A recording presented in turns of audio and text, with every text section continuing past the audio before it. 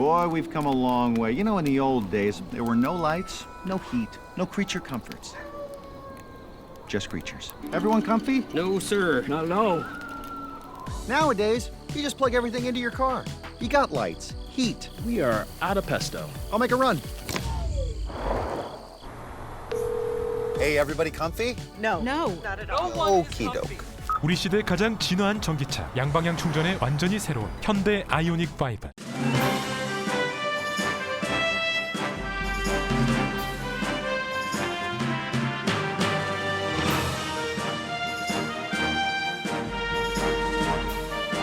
항상 미소가 함께하는 시원한 7월을 보내시기 바랍니다. 라디오 서울이 함께합니다. 강혜신의 오늘의 미국.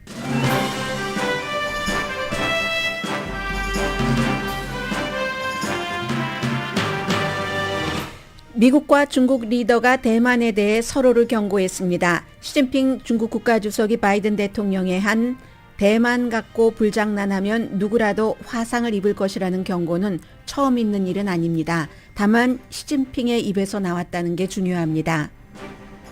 낸시 펠로시 하원 의장은 대만 방문을 최종 확정짓지 않은 채 공개적으로는 적어도 발표하지 않은 채 아시아 순방길에 올랐습니다. 펠로시 의장이 대만을 방문한다 해도 중국이 당장 대만을 군사 공격하진 않겠지만 한국을 포함한 주변 국가의 긴장이 강해질 것은 분명해 보입니다.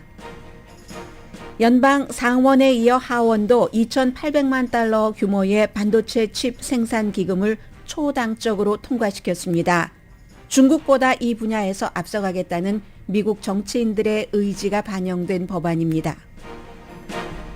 국무부가 더 많은 중국 전문가를 고용하도록 의무화하는 초당적 법안도 연방 하원에 오늘 발의됐습니다. 상원에서 기후변화 기금을 포함한 지출 법안이 예정대로 통과되면 전기 자동차를 사는 사람들은 큰 혜택을 보게 됩니다. 중고차를 살 때도 베네핏이 적용됩니다. 켄터키 동부에서 홍수로 적어도 15명이 숨지고 지금도 많은 사람이 위험합니다. 10월로 알려졌었던 업데이트된 오미크론 부스터샷이 9월에 가능합니다. 샌프란시스코 시와 뉴욕주에 원숭이 두창 비상사태가 선포됐습니다. 사람들 머릿속에는 에이즈 사태에 대한 기억이 떠올려지고 미국인 5명 가운데 1명은 자신이 원숭이 두창에 감염될 수도 있다는 과잉 두려움을 갖고 있습니다. 연방대법원에서 낙태 판결 이후 학생들의 시위가 거세지자 클래런스 토마스 대법관이 조지 워싱턴 대학에서 헌법 강의를 하지 못하게 됐습니다. 판결문을 쓴 사무엘 얼리또 대법관은 낙태 판결을 비난하는 세계 지도자들을 조롱해서 본인이 세계적인 뉴스메이커가 됐습니다. 매사추세츠주 트레이더조 직원이 처음으로 노조 설립 투표를 통과시켰고 다른 스토어로 확산될지 주목됩니다. 여러분 안녕하십니까? 오늘의 미국 강혜신입니다. 네, 마오쩌둥이 공산당과 함께 중국 본토를 장악을 하고 그리고 이제 장개석과 그의 군대가 섬으로 대만으로 도피했죠. 피신한 거죠. 그 이후에 대만은 중국과는 별도로 자치적으로 통치되고 있습니다. 미국은 외교적으로 대만을 국가로 인정하지 않고 국가로 인정하지 않는 것이 평화를 위해서 그렇죠. 미국과 뭐 가까이 옆에 붙어 있는 나라도 아니고 태평양 건너서 있는 그런 그 대만과 중국이라는 거대한 국가, 그 미국 사이에 어떠한 평화의 기류를 형성하기 위해서는 중국을 하나의 중국이라고 인정을 하면서 대만을 그 국가로 인정하지 않고 그러나 또 중국이 그리하여 대만을 원래 우리 것이야 하고 가져가는 것도 미국으로서는 볼 수가 없습니다. 체제상, 이념상, 국가의 원래의 기본 원칙상. 그래서 이 같은 어정쩡한 모호한 전략을 택하고 있는데 여기에 대해서 이제 낸시 펠로시 하원 의장이 아시아 순방길을 떠났는데 대만을 방문할지 방문하지 않을지는 최종적으로 발표하지 않았습니다.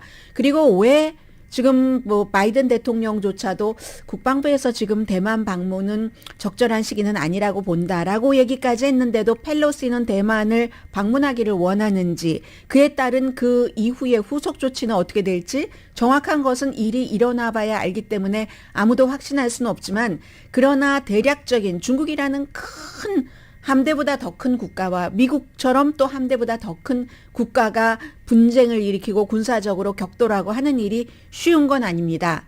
다만 주변의 여러 국가들, 뭐 한국처럼 미국도 생각해야 되고 중국도 생각해야 되는 그런 국가는 조금 앞의 미래를 내다볼 필요가 있는 시점이 지금 된 겁니다. 그래서 오늘의 미국에서 먼저 바이든 대통령과 시진핑 중국 국가주석의 어제 2시간 넘었다는 전화통화, 펠로시는 왜 그럼에도 불구하고 대만을 방문하고 싶은가, 그 이후에 대해서 먼저 전해드리겠습니다.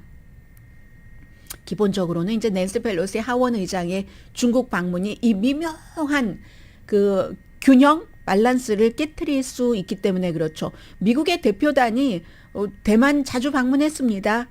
미국의 장관도 갔고, 그렇지만 국가 승계 서열 2위, 부통령 다음에 2위인 하원 의장이 97년 이후에 뉴트 깅그리치 이후에 처음 방문하는 것이기 때문에 중국도 지금 신경을 쓰고, 그리고 또 중국으로서는 시진핑 중국 국가주석이 본인의 위신이 달려있는 문제이기 때문에 그런 건데, 어쨌든 어제 2시간 이상의 통화였으니까 계속 대만만 얘기를 했겠습니까? 그건 아니겠죠. 당연히 기후변화, 그럼에도 불구하고 중국이라는 거대한 국가와 미국이라는 거대한 국가가 공통 분모를 찾아서 해결해야 되는 부분이 있죠. 그 가운데 하나가 또 세계적인 보건 안보도 되고, 지금 바이든 대통령으로서는 관세, 트럼프 전 대통령 때 중국에 붙여놓은 엄청난 관세를 철회하고도 싶어 합니다. 왜냐하면 그 관세를 트럼프 전 대통령이 아무리 중국이 내는 거라 얘기를 했어도 그건 가짜 얘기고, 중국이 내는 게 아니라 미국에서 중국 물자를 수입하는 수입업자가 내고 결국은 고스란히 소비자가 지불을 해야 되는 거기 때문에 물가가 이렇게 상승되는데 바이든 대통령이 그 관세를 어느 정도 조정하고 싶지 않은 마음이 일어나지 않으면 이상한 거죠. 그런데 어제는 이 문제는 빠졌다고 하고요. 그리고는 이제 또 중요한 것 가운데 하나가 이제 코비드도 오래 겪었으니까 직접 만나서 대화하시는 것은 어떻겠습니까 하는 것도 얘기가 오고 갔다고 하고, 2015년도에 바이든 대통령이 부통령이었었을 때 시진핑 미국을 방문해서 어느 감자 마을에 가고 했었잖아요. 그때 호스트를 했었습니다. 그렇지만 대통령이 되고 나서는 코비드 있고 시진핑 중국 국가주석은 꼼짝하지 않고 하니까 이제 직접적으로 올해 정상회담을 할 만한, 대면을 할, 얼굴 대 얼굴을 보고 대면을 할 기회가 없어서 그렇다는 거고, 그 밖에는 모든 all about 어제 그 전화 통화에서 핵심적으로 세계가 보도하는 것은 대만, 타이완입니다. 두 사람은 공개적으로는 갈등을 피하기를 원합니다. 이건 누구나 다 알고 있는 것이고요. 왜?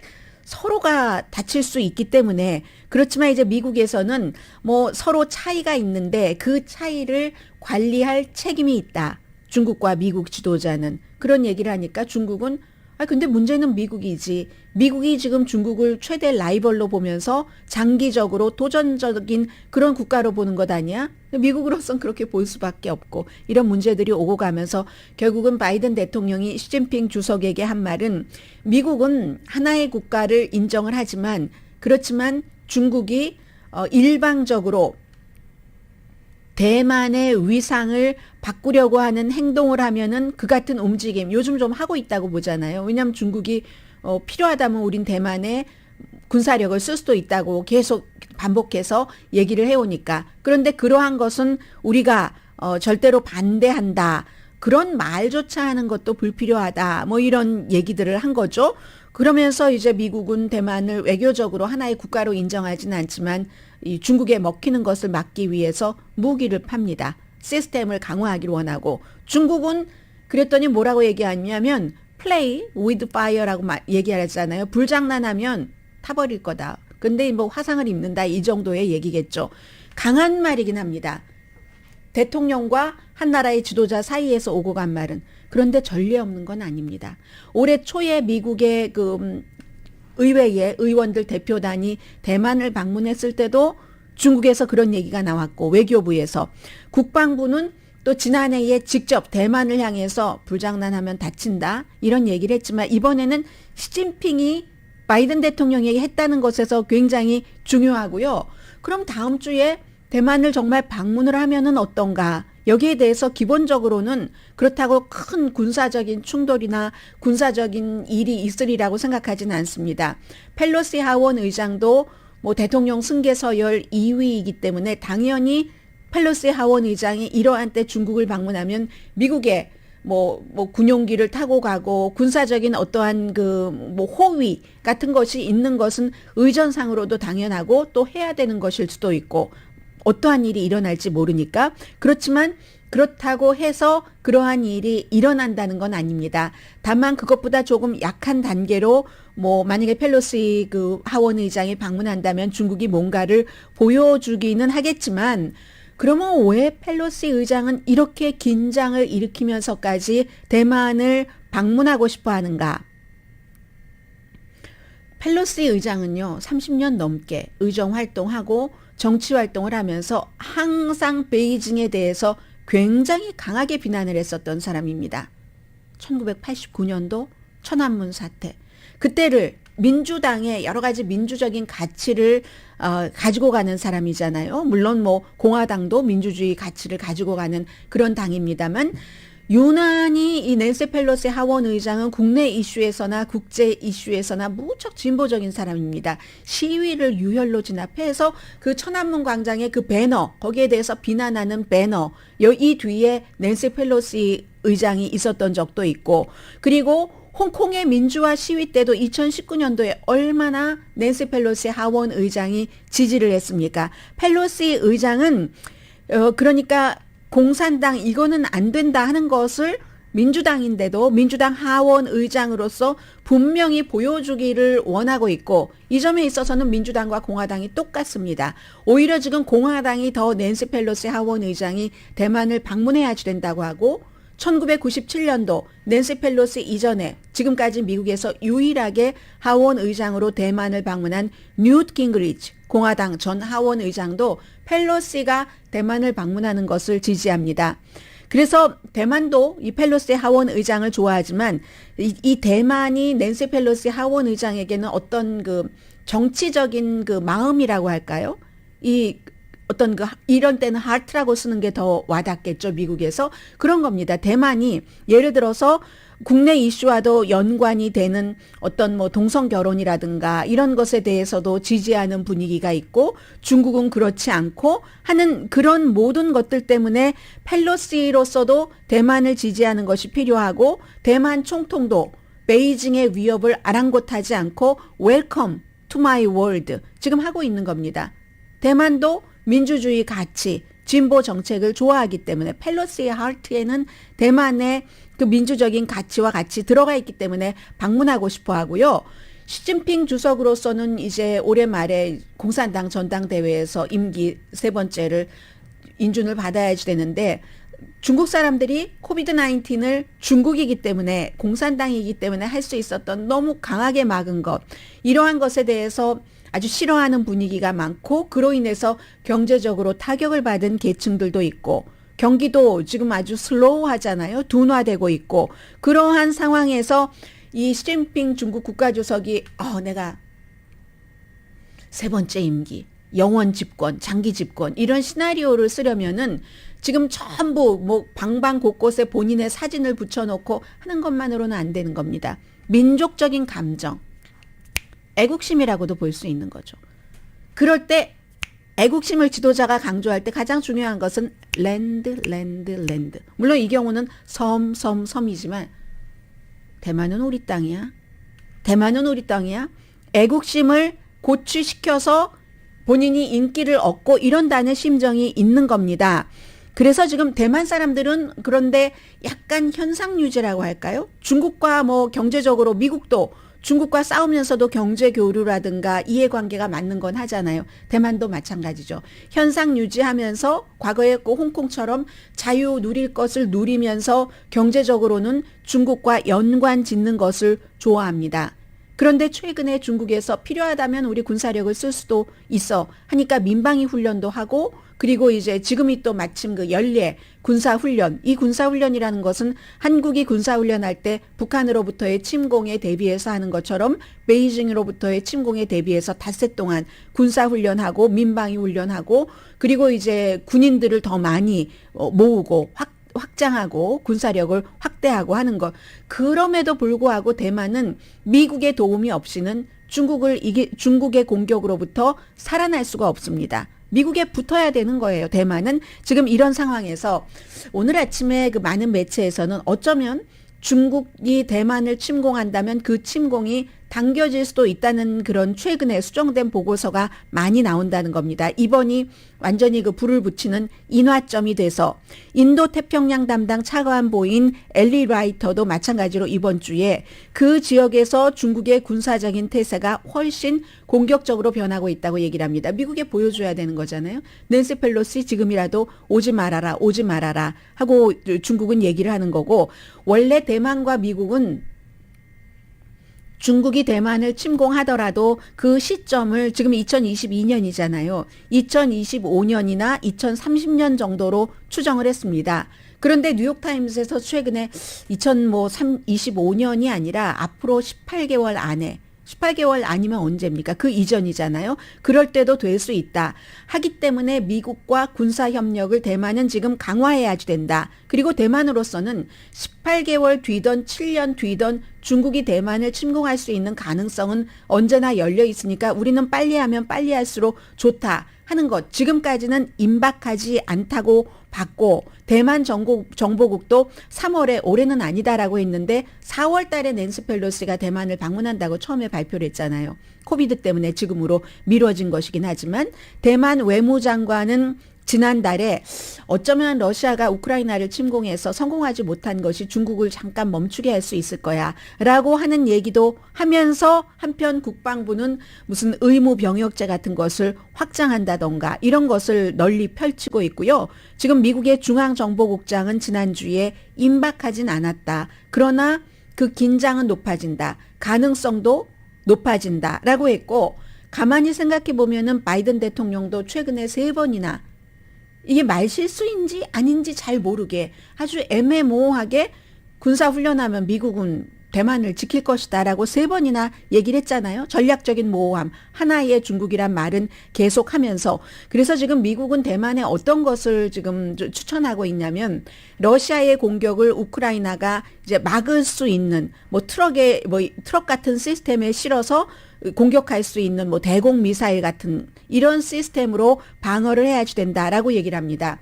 대만만 우크라이나 침공으로부터 배우는 게 아니라 중국도 배우고 있고 우리 대만 침공할 때 이런 걸 이렇게 어드밴스드 해야지 되겠네라고 하고 있고 지금 그 상황에 시진핑 중국 국가주석이 오지 말아라 취소해라 했는데도 낸시 펠로시 하원 의장이 대만을 방문한다면 굴욕이고 그러면 나는 힘이 있어 강해 이런 것을 보여주기 위해서 뭔가를 해야지 되는데 그게 성급한 행동이 어떤 때 될 수도 있잖아요. 되지 않으리라고 봅니다. 전문가들은. 그러나 될 수도 있다는 모든 가능성은 열어둬야지 되고 그리고 이제 이 같은 말과 말 이제는 화상 입는다 하다가 전체에 3도 화상을 입을 거야? 이런 형태로 몸이 다 불타버릴 거야? 이런 형태로 점점 가면은 미국과 중국도 더 거칠어질 수밖에 없는 거고 그리고 가만 생각해 보세요. 8월이 언제냐면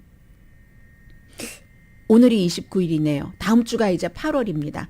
8월 하면 그 지역에서 한국과 미국의 합동 군사훈련이 예정돼 있습니다.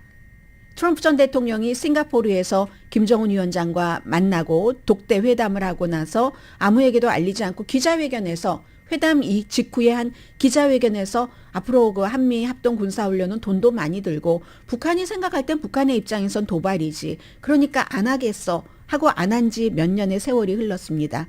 그렇게 오랜만에 한국과 미국이 아주 강한 여러 가지 무기를 동원을 한 합동 군사훈련을 한다고 하니까 그러니까 지금 북한에서 미리부터 얘기를 하고 있잖아요. 이 시점이 이렇게 맞아 들어가고 있잖아요. 그래서 만약에 이제 펠로시 의장이 중국을 방문을 하고 한미 합동 군사 훈련이 시작이 되고 할 때 한국은 어느 편이 돼야지 되는가? 영원히 중도일 수 있는가? 북한은 분명히 중국 편이 될 텐데 이런 것도 한국까지 불똥이 튀는 것이고 한국도 생각을 해야지 되고 지역이 전체적으로 긴장될 수 있다는 면에서 낸시 펠로시 하원 의장이 대만을 방문할지 방문하지 않을지가 주목되고 이번에 방문하지 않는다 하더라도 그 긴장 2025년에서 2030년 사이로 보고 있는 베이징의 대만 침공 그 이후에 한국은 어떻게 해야지 되는가 이걸 설정을 한국도 해야지 된다는 거죠.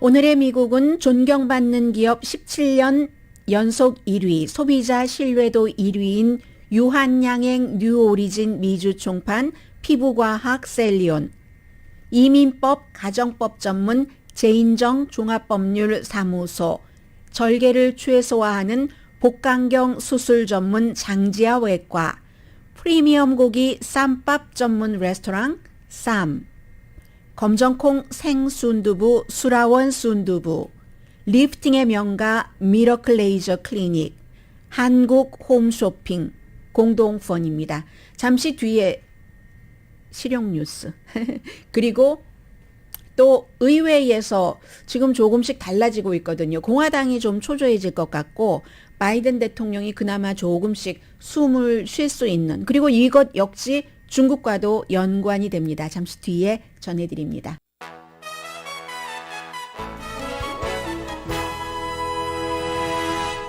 라디오 서울 방송 오늘의 미국 듣고 계십니다. 제가 10월이라고 여러 번 말씀드렸는데 9월 중순으로 앞당겨졌습니다. 오미크론 BA.5에 대한 업데이트된 백신. 그러니까 이건 무슨 의미냐면은 그 백악관이 9월 중순부터 이제 접종이 가능하다라고 얘기를 했고 파이저 앤 바이오엔텍 그리고 모더나 백신 회사도 지금 그렇게 발표를 했기 때문에 그렇다면 지금 업데이트되지 않은 이 그 부스터샷은 앞으로는 더 이상 크게 권장되지 않는다. 물론 그렇지만 그 이전에 맞아두시는 게 더 나으실 다 개인 사정이 있으니까는요. 그럴 분들이 계시겠지만 어쨌든 조금 더 완벽하지는 않지만 더 그 BA.5의 강한 업데이트된 백신이 9월 달에 나온다 하는 것 말씀드립니다. 지금 이제 50세 이상과 12살 이상으로서 뭐 면역력이 약하던가 그런 사람들에게 가능한 거고요. LA 카운티는 어제 여러 가지 입원율과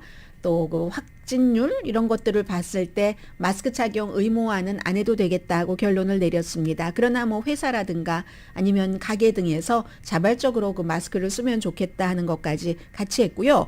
이 원숭이 두창에 대해서 조금 말씀을 드리겠는데 샌프란시스코 시와 뉴욕 주가 원숭이 두창 비상사태를 선포했습니다. 그러면 지난주에 세계보건기구가 세계적으로 선포를 했고 아직까지는 뭐 그렇게 막 코비드처럼 확 확산되는 건 아니니까요. 샌프란시스코에서는 이 원숭이 두창 환자가 281명 이상 뉴욕은 거의 그 뉴욕시겠죠. 1251명인데 생각해보면 뉴욕과 샌프란시스코가 동성애자들이 많은 그런 지역이죠. 그런데 일반인들이 원숭이 두창에 대해서 잘못된 인식, 오해 같은 것을 많이 하고 있는 것도 두려움의 대상입니다. 기본적으로는 샌프란시스코 시나 뉴욕 주가 원숭이 두창 비상사태를 선포했다는 것은 이것을 막고 확산을 막고 그렇게 하기 위해서 연방정부가 이미 백신을 갖고 있기 때문에 백신 배포 같은 것을 우선 그런 지역으로 먼저 할 수 있잖아요. 그게 이제 큰 그 의미가 되겠는데 모든 그 사람들에게 영향을 미칠 수는 있지만 그러나 그 위험도가 높은 게 이 동성애자 그 커뮤니티이기 때문에 기본적으로는 남자와 남자 사이의 성관계에서 가장 많이 거의 발생을 하고 그렇지만 그 커뮤니티에서 이제 어린이도 발생자가 나오고 여성도 나오고 하는데 지금 천연두와 같은 가족이기 때문에 이미 그 백신도 따로 원숭이 두창에 대한 백신도 있고 천연두 백신도 천연두는 사라졌어도 백신은 지금 갖고 있습니다. 그런데 이제 여기서 지금 중요한 것은 사람들이 필요 이상으로 원숭이 두창에 대해서 모든 사람들이 걱정을 한다 하는 게 나왔습니다. 그래서 보면은 USC네요. 아넨버그 그 공공정책센터에서 조사를 했더니 이 원숭이 두창에 대한 이해도가 무척 낮아서 코비드만큼 위험하진 않습니다. 전염률도 코비드처럼 그냥 누구라 서서 말만 했다고 전염되는 것도 아니고 그래도 이제 사람들이 오해를 하고 막 겁먹고 하니까 교육이 필요하다는 건데 거의 반 정도는 미국 사람들이 감염률이 낮다는 것을 모르고요. 69%는 보통 이제 성관계하고 감염 경로를 알지만 그렇지만 3분의 2 정도가 백신이 없다고 생각을 한답니다. 물론 충분한 건 아니에요. 미국이 많이 갖고 있고 이 백신을 제조하는 덴마크가 많이 갖고 있지만 추가로 지금 백신 생산 늘리고 있으니까는요. 여성이 남성보다 더 걱정하는데 지금까지는 남성이 뭐 거의 모든 그 원숭이 두창 환자로 나오고 있습니다. 그리고 항상 있습니다. 코비드도 실험실 것이라고 음모론이 엄청 많고 중국이 퍼뜨렸다는 음모론 대단했었죠. 이것도 마찬가지로 12%가 실험실에서 만들어졌다라고 믿는데 실험실에서 발견이 됐죠. 어떤 유럽의 실험실에서 원숭이가 이제 연구 대상이었을 때 발견이 된 것이지 뭐 일부러 만든 게 아니라는 거죠. 21%는 5G 시그널로 원숭이 두차 이렇게 생각을 하시는 분들이 21%나 된대요. 아무튼 그리고 앞으로는 이게 어떻게 변이가 될지 알 수 없는 거죠. 그러나 지금까지는 아무리 뭐 소수의 어린이가 감염됐고 소수의 여성이 감염됐다 하더라도 대체적으로 남자와 남자 사이의 성관계를 갖는 이제 그런 케이스에서 원숭이 두창이 이제 나온다는 것 말씀드립니다. 1,580명을 대상으로 그 아넨버그 공공정책센터에서 7월 12일부터 18일까지 조사가 돼서 오차 범위는 3.3%포인트입니다.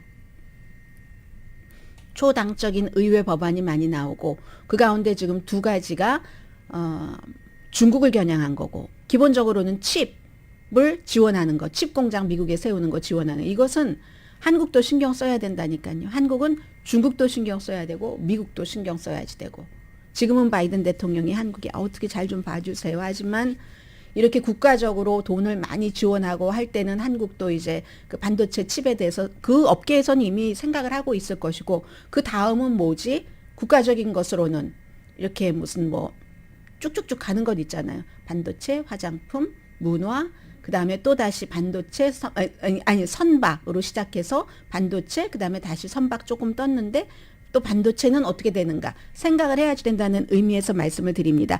중국을 겨냥해서 미국 내에서 반도체 제조를 확대하기 위해서 이 법안 이름이 뭐 어떻게 되든 칩과 과학법 이렇게 해서 2,800억 달러를 지원을 한다는 겁니다. 2,800억 달러입니다. 그래서 상원에서 64대 33이면 굉장히 초당적인 거잖아요. 50대 50에서. 그리고 어제 하원에서도 이 정도면 초당적입니다. 243대 187로 통과가 됐습니다. 우리 경제를 살리기 위해서 해야지 될 일이다. 뭐 그리고 대통령이 하는 얘기입니다. 바이든 대통령 서명하기를 고대한다고 하고 있고요. 이게 이제 어떻게 해서 이루어졌느냐? 이 상원에서는 그 척 슈머와 뭐 여러 그 이제 의원들이 뭐 이렇게 하고 해서 상원에서도 통과됐고 하원에서도 통과가 됐잖아요. 그런데 원래 이게 반도체 법안이 하원에서는 공화당이 막 통과시켜 주지 않으려고도 하고 그리고 이제 공화당 지도부가 그랬었는데도 통과가 된 겁니다. 왜냐하면 왜 이 전에 기후변화에 대해서 기후변화까지를 포함하는 기후변화 기금까지를 포함하는 지출안에 대해서 조 맨슨이 거부한다고 얘기했지만 민주당 의원들이 지도부가 포기하지 않고 계속 이 그 1대1로 조 맨슨 의원을 만나서 공략을 했습니다. 이런 것들이 알려지고 나서 공화당에서는 조금 싫었던 거죠. 초당적으로 뭔가가 통과된다는 것이 해서 반대해라 했는데 결국은 하원 의원도 24명이나 여기에 찬성을 해서 초당적으로 중국을 겨냥한다 하면서 이게 통과가 됐고요. 그래서 어쩌면은 이 안은 그 퇴역 군인에 대한 재양 군인에 대한 의료 어떤 그 보조 같은 것을 확대하는 것이 확대 법안에 공화당이 반대하고 있는 건지도 모릅니다. 불과 얼마 전까지 공화당 찬성했었거든요. 근데 어제 보니까 반대한다고 하는데 이게 공화당 하면은 군인이랑 딱 연결이 되잖아요. 경찰과도 연결이 되고 이렇게 자꾸만 초당적인 법안을 통과시켜 주기를 싫어하는 겁니다. 지금 공화당에서는. 그리고 오늘 이제 또 하나의 법안이 나왔는데 발의가 됐는데 이것도 초당적인 법안입니다. 캘리포니아가 지역구인 에이미 베라 연방 하원 의원과 공화당 켄터키가 지역구인 앤디 바 의원 두 사람 다 외교관계위원회 소속입니다. 미국이 중국을 상대하려면 중국을 더 많이 알아야지 된다. 문화도 알아야지 되고 언어도 알아야지 되고 여러 가지 속성을 알아야지 된다. 그리고 이때 이제 인도 태평양 지역이라는 말을 많이 썼고요. 아베 신조가 처음으로 시작했던 말이죠. 그렇게 하면서 이 법안의 내용을 보면은 국무장관이 외교부니까요. 미국에서는 구체적으로 적어도 31명의 후보자를 이쪽 분야에 임명을 의무적으로 하도록 중국어를 더 잘하고 잘 알고 중국 문화를 더 잘하는 뭐 차이니스 아메리칸도 많이 될 수 있는 가능성이 있겠죠. 그렇게 하도록 하고 그리고 이제 특별하게 뭘 또 구성을 하는데 역시 초당적으로 중국 전략 자문위원회라는 것을 만들어야지 된다. 장기적으로 이건 미국의 안보와 경제에 필수다. 그리고 중국 공산당이 막 확대되는 것을 막는 가장 중요한 방법 가운데 하나는 중국 공산당을 아는 거다. 미국이 냉전 때에 이런 일 참 잘했다. 구소련과 관계에서 있어서도 그 일을 잘했고 그러한 것들이 이 자유가 공산주의를 압도할 수 있도록 하는데 큰 힘이 됐다라고 얘기를 하잖아요. 지금은 이 전략을 2배로 늘려야지 된다. 이 초당적인 지지를 받고 있으니까 아마 통과할 가능성이 높겠죠. 이게 이제 어디서 교훈을 얻느냐면 미국이 한창 모든 것을 all about 중동, all about Palestine and 이스라엘에 했을 때 지금은 이제 이스라엘 쪽과 손을 이미 잡았고 잡기 시작하는 아랍 국가들이 많이 있지만 사우디아라비아까지 포함해서 레이티스트 그렇지만 오바마가 대통령일 때만 하더라도 빌 클린턴이 대통령 뭐 부시 때까지도 마찬가지죠. 그때까지만 하더라도 이게 완전히 아랍과 팔레스타인 대 이스라엘이었잖아요. 그리고 아랍권 중동 국가에서 무슨 일이 일어날 때 거기를 잘 모르는 겁니다. 전쟁을 치르면서도 그 나라 언어도 통달하지 못했고 미국의 그 코리안 아메리칸도 있고 이 북한 한국어에 능통한 사람들이 있지만 북한과 협상을 할 때 북한의 그 기본적인 메커니즘, 문화, 그들의 자존심 같은 것들이 안 돼서 똑같은 말을 표면적으로 이해하다 보면 협상이 안 되는 경우가 있잖아요. 이 북한에 대해서도 끊임없이 그런 것을 겪으면서 많이 진화했습니다. 그쪽은. 중동 쪽도 많이 진화했죠. 그래서 앤디 김 연방 하원 의원 같은 경우도 그런 그 전문가였다가 지금 정치인이 된 거죠. 그런 형태로 이라크 전쟁 당시 뭐 이런 형태로 그 이후. 그런데 중국에 대해서도 중국은 중동, 아랍보다 훨씬 전문가가 많겠죠. 그럼에도 불구하고 지금 의회에서 초당적으로 이 같은 법안을 만들어내는 것은 all about 중국 하는 미국의 또 다른 정책의 하나입니다. 잠시 뒤에 뵙겠습니다.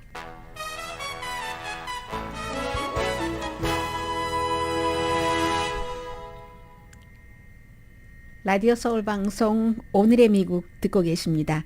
네, 뭐 주식시장은요 지금 그 리세션이네 아니네 이런 말과 현실과 상관없이 분위기 좋습니다. 어제 오늘 다 뭐 다우지수도 130포인트 이상, 나스닥도 120포인트 이상, S&P 500도 33.37포인트 오름세를 보이고 있고요.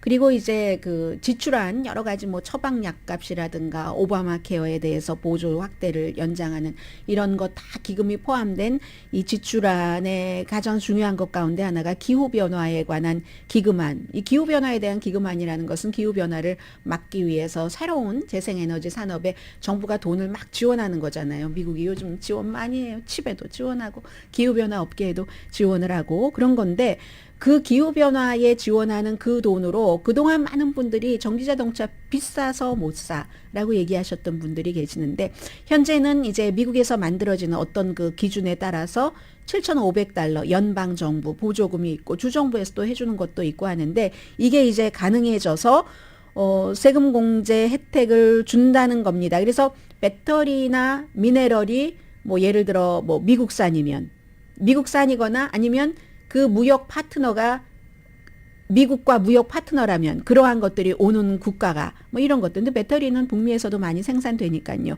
이렇게 될 때는 메이드 인 멕시코, 멕시코에서 만든 포드 머스탱 그 마하 2도 해당이 되는 겁니다. 그래서 이게 이제 뭐 트럭은 8만 달러, SUV 5만 5천 달러까지 또 구매 시점에 이걸 해주니까 세금 보고할 때가 아니라 그러니까 훨씬 좋고 중고차를 살 때도 4천 달러까지 크레딧을 주고 상업용으로도 크레딧을 주고 그런데 이제 뭐 제조업체에 따라서 뭐 20만 대까지 뭐 이렇게 캡은 씌워놓으니까 이러면 뭐 미리 됐었던 뭐 테슬라라든가 제너럴 모터스라든가 닛산 이런 데는 좀 별로겠네요. 소비자하고 별로 상관없으니까요. 소비자가 만약에 테슬라 사지 않고 다른 것을 산다던가 하는 경우는 아무튼 이게 혜택을 다시 받을 수 있게 됐다 하는 것. 그리고 기업에는 뭐 새로운 기술 뭐 그런 뭐 투자에 지원도 하고 세금 공제 혜택도 주고 한다는 얘기입니다. 그리고 기존의 그 자동차 그 제조 시설도 재정비하기 위해서 20억 달러 보조도 주고 아무튼 그 지출한 조맨신 의원이 아니 인플레이션인데 돈을 또 풀어 했었던 것을 마음을 바꿔서 이게 아직까지 최종적으로 통과되고 뭐 서명하고 하진 않았지만 조맨신이 되면은 되는 거죠. 물론 중간에 또 어떤 사람이 노노노노 할 가능성도 있지만 별로 없어 보이니까 지금 그렇고요. 또 요즘 한인타운에서도 그 얼마 전에 그 LA 타임스에서 보도를 했었던 그 한인 식당에서의 그 노조 결성 이게 한인 마켓까지 퍼질 수 있다라는 얘기가 나왔는데 항상 제가 미국 뉴스를 보도를 해드릴 때 이게 한인타운과도 어떻게 연결이 될까 하는 마음을 이 머릿속에 갖고 있는데 트레이더스 조 좋아하시는 분들 너무 많으시죠. 저도 오늘 갈 거거든요. 값싸고 물건 좋고 해서 그래서 이 트레이더스 조에서 매사추세츠에 있는 스프링필드에서 20마일 북쪽에 있는 대학촌이네요. 헤들리라는 유니버시티 오브 매사추세츠 에머스트 있는 그쪽에 있는 프레이드가 아니라 트레이더스 조가 노조 결성 투표를 했습니다. 통과가 됐습니다. 45대 31. 그 31은 왜 반대를 했느냐? 반대한 많은 사람 가운데 여러 가지 이유가 있지만 뭐 기본적으로 트레이더스 조는 다른 그런 그 그로서리 스토어보다 아마 직원들에게 잘해주는 것 같아요. 왜냐하면 굉장히 친절하잖아요. 트레이더스 조 제가 가보는 몇 군데가 공통적으로 다 그런데 이렇게 그 종업원이 친절하다고 하는 것은 식당에 가서도 그런 걸 자주 느끼면서 짐작도 합니다. 아, 이 식당은 주인장 어른이 돈을 많이 주시는구나. 아니면 다른 대우가 좋거나 아니면 돈을 많이 주지 않더라도 팁이 많이 나온다던가 팁도 많지 않고 돈을 많이 주지 않아도 이 그 업주분이 종업원과 굉장히 관계가 좋으시다던가 이런 게 있잖아요. 트레이더 조스가 그런 것을 볼 때 아, 또 기계적이지도 않고 여기는 좀 화목하고 그리고 좀 대우가 좋은 것 같다. 실제로도 좋습니다. 실제로도 좋은데 이렇게 좋은데도 불구하고 노조를 결성하는 것에 찬성표가 45, 반대가 31인데 이 반대 가운데 상당 숫자는 모든 회사에서는요, 아무리 그 전에 직원들에게 최선을 다해서 잘해준 그런 그 회사 개념이, 그런 개념을 갖고 있는 회사라 할지라도 노조 결성한다 하면은 다 싫어해요. 스타벅스도 엄청 싫어했잖아요. 지금까지도 싫어하고 있고 막으려고 최선을 다하고 있고 이 그 트레이더스 조도 지금 그런 그 작업에 들어가서 그 가운데 영향을 받아서 반대표 32일이 나왔겠죠. 그래서 정기적으로 이 스토어를 방문을 해서 직원들과 1대1 스몰 그룹으로 왜 이런 노조를 하면은 안 되느냐. 우리도 그러면 적대적이 될 수밖에 없다. 뭐 여러 가지가 있겠죠. 그런데 중요한 것은 콜로라도주에서도 이 투표를 할 것이다 하는 그 투표 절차가 시작이 됐고요. 다음 달 내일 모레입니다. 미니아폴리스에서도 역시 이런 그 노조 결성에 관한 투표가 진행이 된답니다.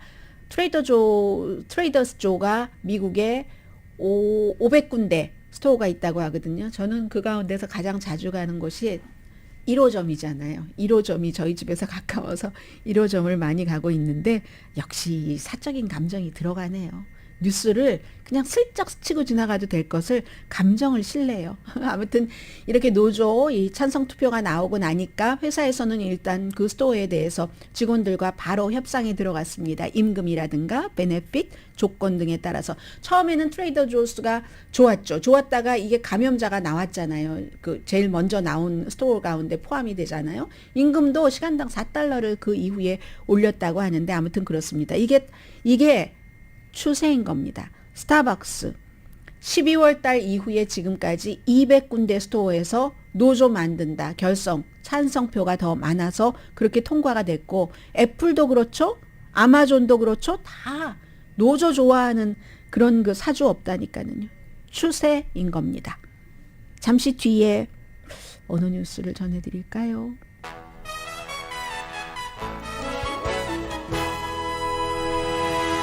라디오 서울 방송 오늘의 미국 듣고 계십니다. 아팔라치아 산맥 하면은 아팔라치 하면 어떤 그 미국의 상징이잖아요. 그쪽 켄터키주 뭐 세인트루이스 홍수 말씀드렸는데 2배 이상 사망자가 나올 수도 있답니다. 현재 15명이고요. 뭐 한 12시간 안에 거의 9인치의 비가 내렸다고 하고 뿐만 아니라 옆에 동네 뭐 웨스트 버지니아라든가 테네시주에서 여러 가지 사람 뭐 구조 대원이라든가 그런 그 무슨 헬기라든가 또 보내주고 있는데 그쪽도 비가 많이 오는 것은 사실입니다. 역사적으로 아주 최악의 파괴적인 홍수라고 얘기를 하고 있는데 뿐만 아니라 점점 서쪽으로 오면서 라스베가스도 그렇고 캘리포니아주도 지금 샌버나디노 카운티도 돌발 홍수 뭐 경고 같은 것도 내려졌는데 이 모든 것은 지구 온난화와 연관이 있는 거고요.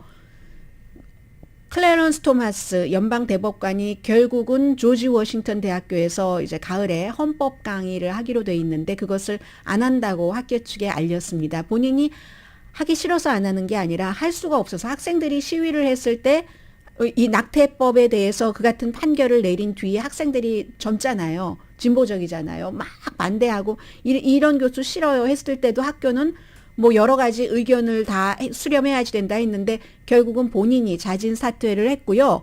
사무엘 얼리또 연방 대법관은 당시에 판결문을 썼습니다. 그런데 이 사람이 이제 카톨릭 신자인데 로마에서 열린 컨퍼런스의 그 비디오 클립을 보니까 세계 지도자들이 이 미국의 낙태 연방 그 대법원의 판결법에 대해서 조롱을 많이 했는데 거의 뭐 후퇴하는 거다 하는 거죠. 임마누엘 마크롱, 뭐 캐나다 총리, 영국 총리, 뭐 영국 뭐 왕자 윌리엄 왕자 이런 사람은 지난주에 유엔에서 우리는 지난달에 너무 불행했다. 뭐 우크라이나 침공도 그렇고 미국의 이런 뭐 헌법 자유를 이렇게 뒤집은 거 여기에 대해서 막 조롱하면서 사무엘 얼리또가 특히 보리스 존슨 대통령은 9월 달에 지금 물러나게 돼 있잖아요. 보리스 존슨도 이거 후퇴다라고 했는데 거봐 그런 말 하니까 대가를 치렀지 이렇게 말해서 미국 연방 대법관이 세계의 조롱 대상이 되고 있다니까요. 본인이 조롱을 해서 다른 사람을. 오늘의 미국은 존경받는 기업 17년 연속 1위, 소비자 신뢰도 1위인 유한양행 뉴오리진 미주 총판 피부과학 셀리온, 이민법 가정법 전문 제인정 종합법률사무소, 절개를 최소화하는 복강경 수술 전문 장지아 외과, 프리미엄 고기 쌈밥 전문 레스토랑 쌈, 검정콩 생순두부 수라원 순두부, 리프팅의 명가 미러클 레이저 클리닉, 한국 홈쇼핑 공동폰이었습니다. 10시에 좋은 아침 좋은 하루 방송됩니다. 프란치스코 교황이 85세잖아요. 이번에 캐나다를 방문해서 뭐 기적의 호수라는 그곳을 방문했을 때 많은 사람들이 휠체어 타고 서고 내리고 다 부축받아야지 되는 걸 봤거든요. 거기서 프란치스코 교황이 젊었을 때 축구선수 한 사람이잖아요. 노인에 대한 존엄성 같은 것을 미사에서 얘기를 했습니다. 주말이에요. 전화하시는 거 부모님께. 강희신이었습니다.